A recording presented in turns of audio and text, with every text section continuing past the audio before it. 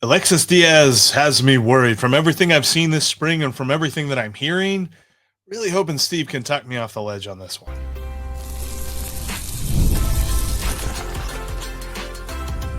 You are Locked On Reds, your daily Cincinnati Reds podcast, part of the Locked On Podcast Network, your team every day. Welcome into Locked On Reds. My name is Jeff Carr, and Steve Offenbaker will be along shortly with me. We are lifelong Cincinnati Reds fans.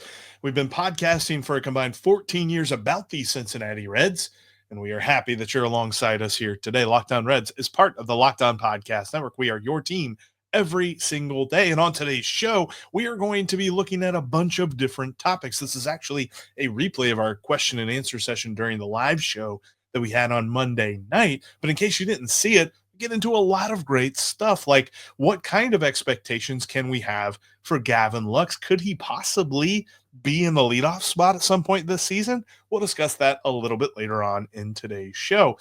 Coming up in a few minutes, we'll look at the outfield and why there's plenty of opportunity there, because there's just not as much talent. There's not really a dude out in the outfield right now for the Reds. But I want to start first with where we are with Alexis Díaz so far this spring. That's all coming up on today's podcast that is brought to you by Monarch Money. Take control of your finances with Monarch Money. Use code LOCKEDONMLB at monarchmoney.com for 50% off your first year.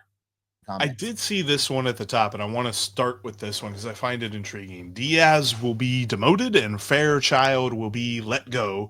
Marty Brennaman will take over for Tommy Thrall. I don't think that last one's going to happen. Marty Brennaman's pretty happy with where he's at in life. But Alexis Díaz. He's not giving up that good Laura's lean money, man. He's not. Obviously. But yeah, no, when it comes to Alexis Díaz, I find it intriguing because he started late, and he's not looked good.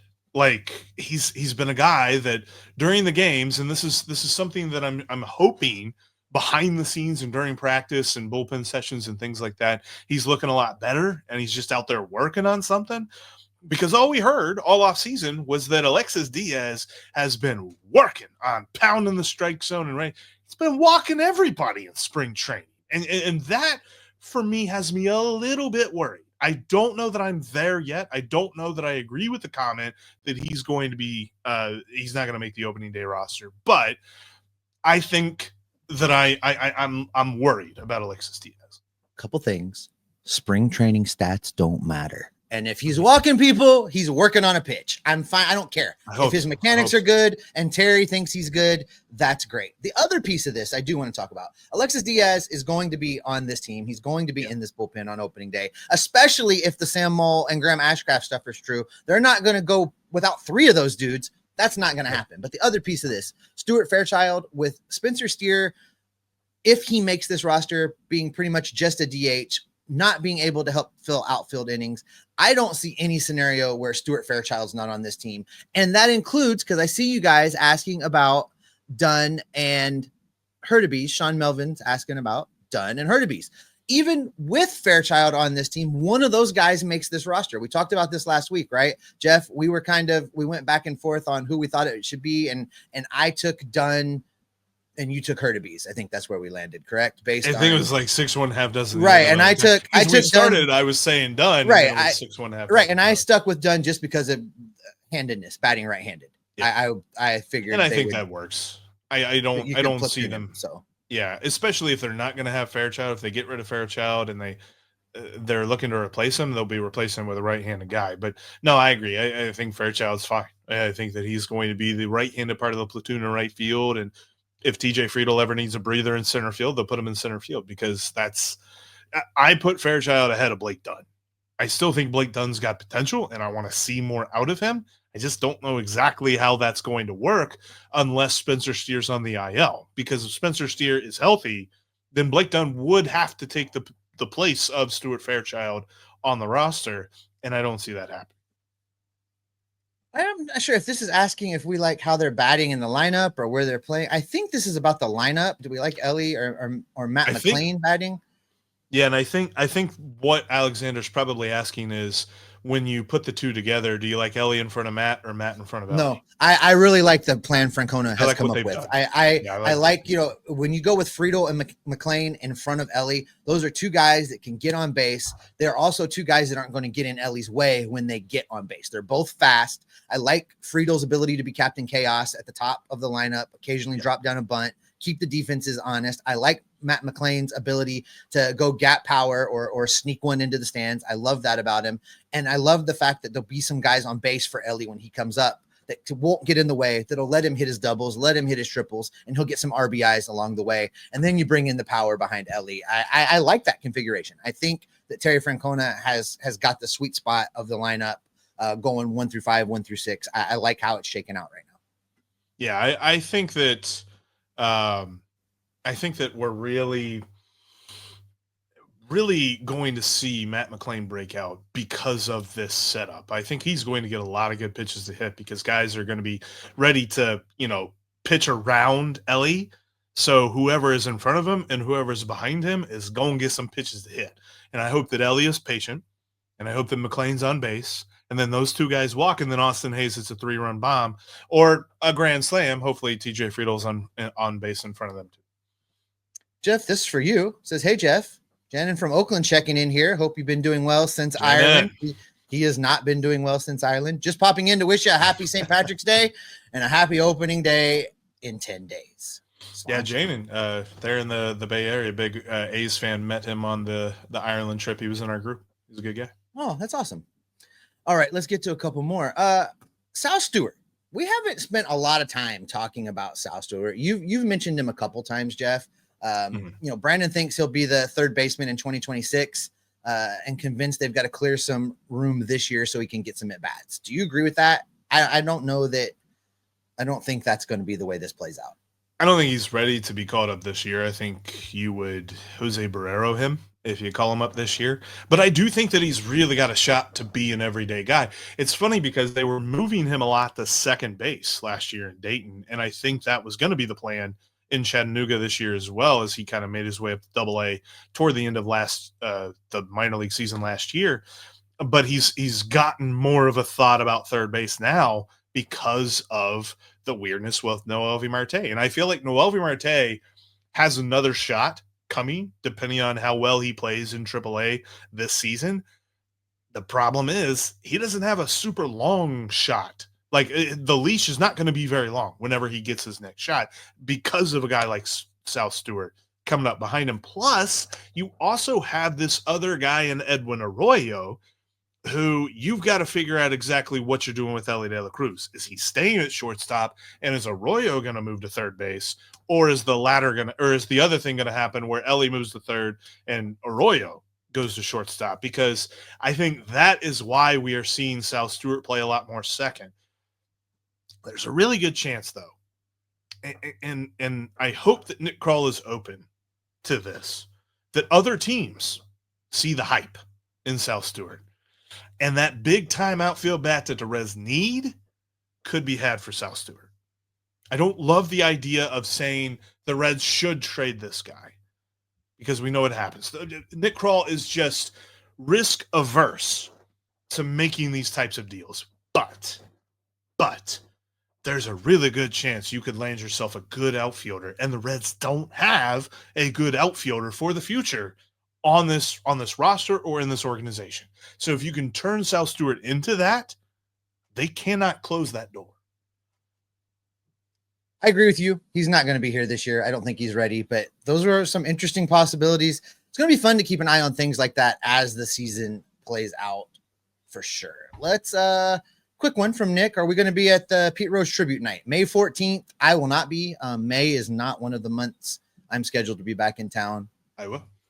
And Jeff will be. So make sure you find him down there. Listen, just find Frybox. You find Frybox, you find Jeff Carr. You know, our season tickets are not that far. 134, just section 134. It's like right down the con. Jeff is easy to find. Yeah. All right, let's get into another one.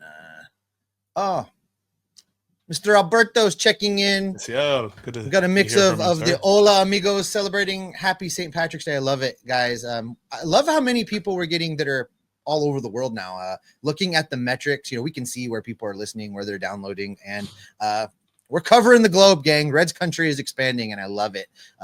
Can't thank you guys enough for listening to us each and every day. The Cincinnati Reds outfield is a land of opportunity. We'll discuss that next.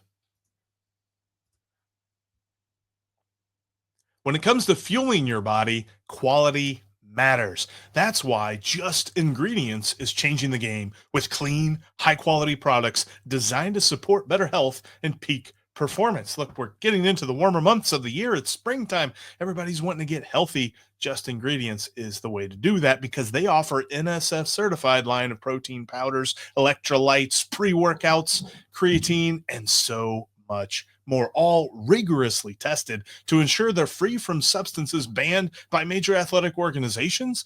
Just Ingredients has also partnered with two-time MVP Bryce Harper, who trusts their NSF certified sports line of fuel for his training and recovery.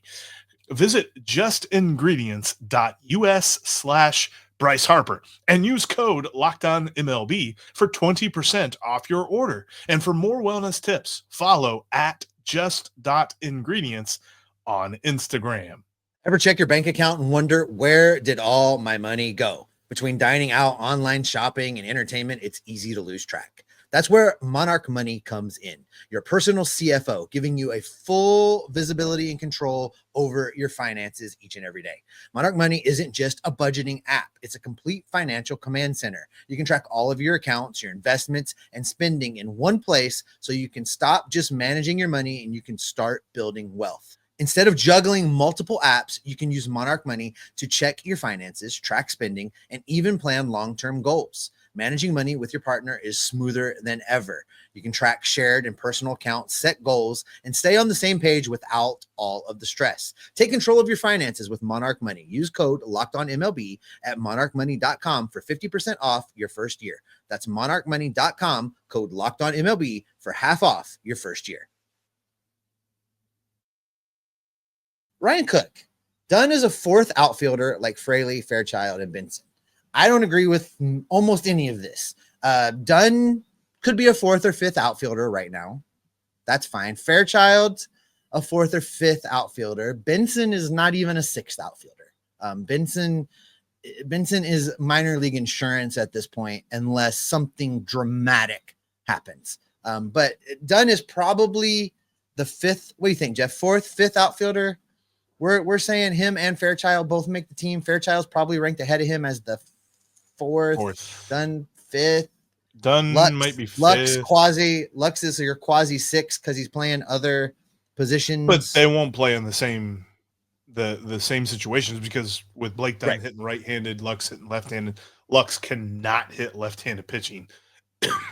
So I think that Blake Dunn is ahead of him, but also yeah, I think what he's saying is like they all profile as fourth outfielders, and that's been the Reds' biggest problem. We had a long conversation about this last week, is that the entirety of the Reds roster is made up of fourth outfielders. When you look at the outfield, the entirety of the Reds organization, there's not like a guy that you get really excited about. And I think that Austin Hayes can definitely be a very good outfielder, and he has shown in the past to be much better than a fourth outfielder. But I don't think he's going to be here past this year. So the Reds need to figure out what the future looks like, and the future looks like fourth outfielders. Our buddy Josh checks in, Jeff, and wants to know if you had any thoughts on the breakout game. Josh mentions he had a lot of fun watching it. Yeah, it was good to see Edwin Arroyo. That first inning there, you had a couple of guys, Sal Stewart and Edwin Arroyo, really hitting some good line drives. Overall, I think the breakout games are fantastic spring training ideas, and I think that they should expand on it, especially as roster cuts really start happening midway through. Maybe even create a series for each team, like they play a couple of different minor league teams and stuff like that. It's a great way to showcase the talent in the minor leagues that quite honestly, after opening day, there is a large section of Reds fans and Major League Baseball fans in general that miss the minor leagues. You know, my takeaway from that game, Jeff, and you specifically, I wanted to talk about Edwin Arroyo, and I'm glad you brought him up, because these are the guys we watch. These guys that have been highly touted that suffer an injury, and then we're looking to see, okay, do we see any ill effects? Do we see something that says this is going to be a prolonged recovery? Do we see anything that makes us think they might not be 100% and they're rushing back, or they're doing things they shouldn't be doing? I saw none of that with Edwin Arroyo. He looks comfortable. He looks like he's ready to get right back into it. Now, because he lost a year, I don't expect to see him come anywhere near the majors this year. I think you start him out in AA. I'm not sure if the Reds have announced this yet, but start him out in AA, let him work his way to AAA, and probably he stays there the rest of the season with the conversation of being called up in 2026. I agree. I don't expect him. I mean, maybe a cup of coffee, but the days of teams being able to call up a ton of people just to have them be in the major league dugout are over. So I think that we likely see him next year. Bassface wants to know our plan, Jeff. What is our first drink and food of opening day? Yeah, well, I will tell you that Jeff knows my specific plan and how I roll. That day will begin with Geta and eggs from my favorite little place over in Covington. And then from there, I will make my way to the Dora, where I will have all of the food and all of the drink that is available for me. That is my opening day plan each and every year. I can't wait to get down there and party with all of the Reds fans that come into town. 40,000 of my friends, as it were. I love opening day. I can't wait to get down. Yeah, I think at least from like the beginning of the day standpoint, that's kind of up in the air. Once I get into the stadium, it's easy money. I get a happy hour beer from the garden bar, the Budweiser garden bar over there, and then I get a Big Red Smoky, because there's something about getting a Big Red Smoky at the ballpark. I love doing that. Frybox usually comes a few games into the season, Skyline a few games into the season, things like that. Maybe at some point this year, have another Sky Rosa. I had one a couple of years ago. That was a lot. Not going to lie. There's a long recovery time after eating a Sky Rosa, but it might be time to bring that back. But yeah, overall, Big Red Smoky and a nice cold beer. And then if you're looking to say hi to us before the game on opening day, we wander the Dora gang. Jeff and I will be down there together. You can find us wandering around. We're sometimes at Moorline, sometimes down at the one with all the beer. Help me. Yard House. Yard House. Thank you. Jesus. Oh, Yard House. And then pretty much all the places in between. So we hope to see you down there, guys. I can't wait to opening day. I love it. I can't wait to be back in town. This from Adrian.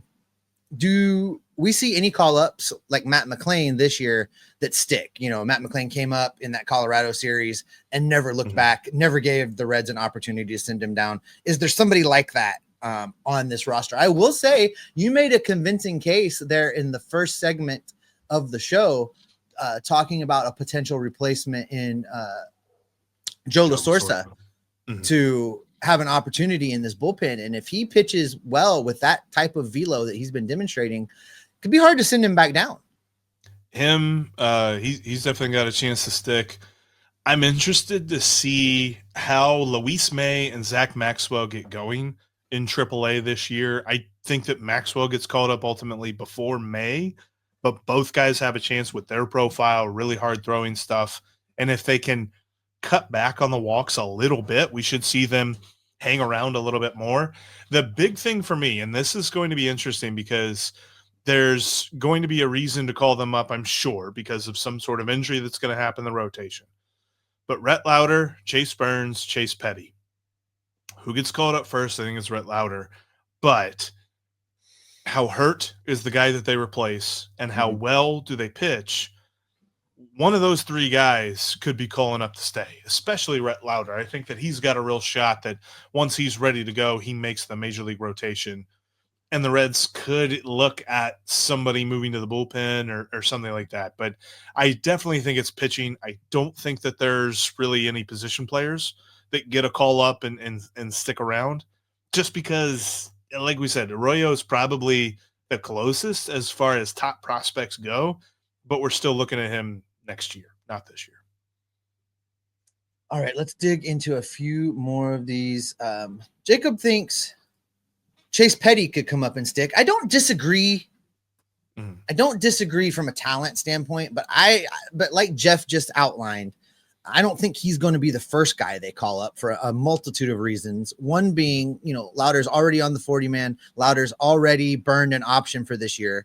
So calling him up doesn't start a clock or change anything other than you're just moving him around.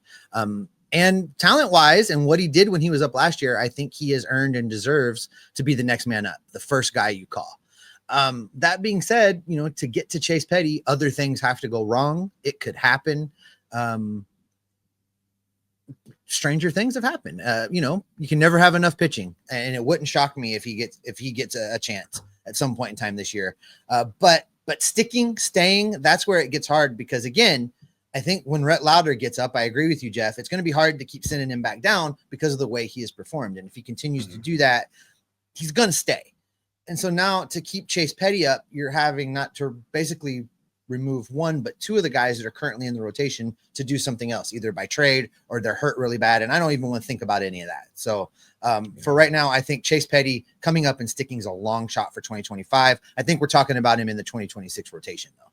It's a good problem to have, but I think that's the reason why they picked up Nick Martinez, or they gave the qualifying offer to Nick Martinez, but they didn't really sign him to a long-term deal. I know that there was talk after he signed the qualifying offer that he would be open to signing a long-term deal, but quite frankly, having him in the rotation this year is very stable because you don't have to force Rhett Lowder, Chase Petty, Chase Burns up to the major leagues faster, but those guys are going to be ready next year. And so the 1 year that you get from him, the 1 year that you get from Brady Singer, there's a chance that you don't see either one of those guys re-signed because of the young guys that are ready to come up. James Young says, so what you're saying is it's finally a good time to be a Bats fan. You're going to see some good pitching in Louisville. If you have the opportunity to go check out some games in Louisville, it is worth it. Because one, there's great barbecue right next to the entrance. Two, you can walk across the street to Angels Envy and get a little tasting in before the game starts. And then you can go watch some good baseball. That is the perfect little spot down there, Jeff. If you've not been to a Bats game, that little complex with Angels Envy and the barbecue joint and is great. Yeah, I think that the Bats are going to be super interesting. Plus, but when you talk about the guys on the lineup side of things trying to prove something, I mean, at some point you're going to see Arroyo. Might not be at the beginning of the season, but at the beginning of the season you will have Will Benson and Noelvi Marte trying to prove it. Coming up, what can we expect from Gavin Lux, and how high could he rise through the Reds lineup?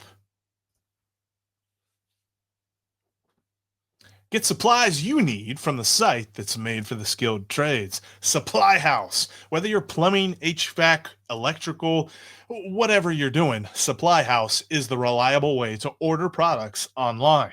Their easy-to-use website is packed with helpful resources and the latest product info to help you get the job done right. Plus, with a complete inventory of over 200,000 parts from over 400 top brands, you'll find exactly what you need, delivered fast from coast to coast. Need help with an order? Supply House offers expert support and industry-leading service, so you'll always talk to a real person. And for trade pros looking for an extra edge, their free Trade Master program offers exclusive perks like a dedicated phone line, free shipping, and discounts on every order. Thousands of skilled professionals are already taking advantage. Now it's your turn. Join the Trade Master program today at supplyhouse.com/TM and start ordering plumbing, HVAC, and electrical supplies with just a few clicks. Please use promo code SH5 for 5% off your first order. That's supplyhouse.com. The NCAA tournament is here, and so is the Bracket Breakdown. Locked On Podcast Network and Amazon Fire TV channels are teaming up to deliver NCAA tournament coverage like never before. Watch studio shows featuring former players and Locked On's local experts as they guide you through every upset, buzzer beater, and bracket matchup. Stream it all for free on Amazon Fire TV channel. Search Bracket Breakdown to see it all for free. It's your team every day. Sean Melvin with the comment of the day, because there was a discussion in here about trading for either Luis Robert or Mike Trout. And Sean's answer to Luis Robert is Robert will look great on our IL. I'm right there with you, Sean. That's the one. Yeah. It's going to be I wonder how that's going to go down because like we keep saying, White Sox are looking to reset their organization with that one trade. So whatever it's going to be too much. And whoever makes that deal, there's going to be a lot of people that are just like the White Sox really hose that team. I'm not going to rehash all of my opposition to Luis Robert. I'm just going to say I'm still out, completely out. Don't do it. It's not worth it. Let's just not do it. Where did it go? Alexander. Here we go. Whoops. Not the right one. There we go. Alexander says, do you think Lux will lead off at some point this season? Could you see him getting any at-bats in the leadoff spot against right-handed pitching? The only way I see that is if TJ Friedl's hurt. Okay. Day off? She's if got maybe TJ, a day off or so. Day off. Because also, and this is, it's more likely that Lux maybe hits second. I don't necessarily know that if somebody in the top 4 gets hurt, like TJ Friedl, if Terry Francona would still be married to the idea that McLain and Ellie have to go, 1-2, or, back to back like that, then McLain moves up to the leadoff spot, and then maybe Lux hits second. Maybe against right-handed pitching, but no, I think not for any significant time, right? Like it could happen, but it's not going to be for any significant amount of time. Yeah. I do think that Lux may show us some things that we're not expecting, though. I'm kind of excited. I mean, if Lux and Hayes are, make the Reds win those deals, then the Reds are going far. Before we get into the next thing, I do want to do a quick tease for an upcoming show, gang. While I've got you all here, there's a couple hundred of you watching us live right now. Monday, the 24th, week of opening day, we've got a great National League Central preview show coming for you. I was able to sit down and record with everybody else from in the division. All 5 of us are on this show. It's a lot of fun. There's a lot of knowledge that gets dropped and kind of gives you a chance to hear the perspective from around the division. It was a lot of fun. It'll drop in the feeds on Monday. Make sure you check it out. I had a lot of fun doing it. I hope you have a lot of fun watching and listening to it. This from Ryan. Sucks that we can get a new stadium in Chattanooga next year, and looks like there won't be any talent there because all the hitters are there this year, is what that was a response to. I will say this. If that stadium's ready to go at the beginning of the season, and I don't know the construction timeline, but I believe that it's ready to go for the 2026 season, I think you'll probably get the spring training exhibition game that the Reds are going to start doing, like they're doing in Dayton this year. I think they'll play at that brand new stadium in Chattanooga next year. So you'll get a free chance to see a spring training game in your hometown if you're down there at the new Chattanooga stadium. I agree. Let me throw this one up here from Adrian. He asked about, will we see Zach Maxwell in the pen this year at all? And I think we will. I think it'll probably be in the middle of the season at some point. And a lot of it just has to do with injuries and stuff. But and also who sticks around in AAA after all the final cuts are done, because most of the guys that are still in camp right now are the non-roster invite type that aren't on the 40-man and have the ability to accept free agency if they are sent down from the major league team. So if some of those guys stay, they will be ahead of Zach Maxwell on the depth chart. But I think that we see Maxwell at some point. He's too talented not to make it to the majors this year. Yeah, and the thing with pitching and relief pitching especially, we talk about not having enough pitching, but relievers, a team goes through a fair amount of relievers in a year. So Maxwell is definitely on the short list of guys that are going to get a call at some point in time, whether it's because somebody's injured or there's a double header and you need an extra arm or whatever happens. He's definitely on the short list for a guy that's going to get a call up in 2025. The Reds, just by looking at this, my math, the Reds use 17, 18, 19, 20, 21, 22 different pitchers in a relief role last year. And he's definitely one of the 22 best in the organization. So I hope it's not that many this year, but at the same time, I do think we see him at some point. Brian's asking, and we haven't talked about him in a while. Brian's asking about TJ Antone, asking when TJ Antone will be back. TJ Antone, 2026. He's 2026. He looks good in what he's doing. He's putting the work in again. Again, I continue to pull for this dude. I don't know how many Tommy John surgeries you can battle back from. He's in Jose Rio territory now. Jose Rio was able to do it. TJ Antone is a fighter and he's working hard. I hope he makes it back. I want to see him throw another big league pitch. I don't like how it ended. I don't like seeing him leave the game hurt. I want him to make it back to a big league mound. So hopefully sometime next year we'll get to see that. Yeah, I think that it's really inspirational to see how much work that he is putting in after a third Tommy John surgery. We're definitely going to see him at some point, but I think all this year is just going to be spent on rehab and getting back healthy, and we will see him at some point in 2026. I really hope it's for more than just a couple of appearances, because this last time it really felt like the first couple of appearances were sort of awkward. Then he really started to look better, and then he got hurt again. So I want to see him for like at least 10 appearances in 2026. That's my hope, but I definitely am not like betting on anything like that. Adrian asks, if we were GM for a day, would we trade Diaz right now if we could? I would not, because his value has never been lower. We need Alexis Díaz to pitch in some big league games and strike some guys out and regain his momentum before we try to trade him and be able to get something back in return. Now you run the risk of him showing that he can't get it back together and get guys out, in which case you get nothing for him. But I think we would get next to nothing for him right now anyway. So I would rather try to get his value back up. I don't know what they would get in return. And that's the big thing, right? Like, you're not just trading the guy to trade him. You're not putting him on the trade block. That would be silly. Like, it would be if somebody's offering you a legit outfielder, would you do it? And even then, I'd have to really think about it. Like, it just depends on what the deal is. And no, I mean, for me, there's no chance that they're getting what they need. So there's no reason to trade somebody that could be good for them. Trying to look, but I believe this is true. So I want to talk about this for a minute, because name we haven't talked about in a while. Reiver Sanmartin back in the minor league system, correct? Actually, he pitched just the other day. Right. I don't think he's been sent down yet. But he so is. Aaron's saying don't sleep on Reiver Sanmartin. It's Aaron's favorite. He's an NRI. Yeah, he's a non-roster guy. So he would have to be added to the 40-man if they were to add him to the opening day roster. He's only pitched in a couple of games. I don't see him making the opening day roster. Although, as we were talking about velo, he was up, according to Baseball Savant, he was up in velo in his most recent appearance compared to last season. Now, again, he was hurt last season, so there's that. I hope he makes it.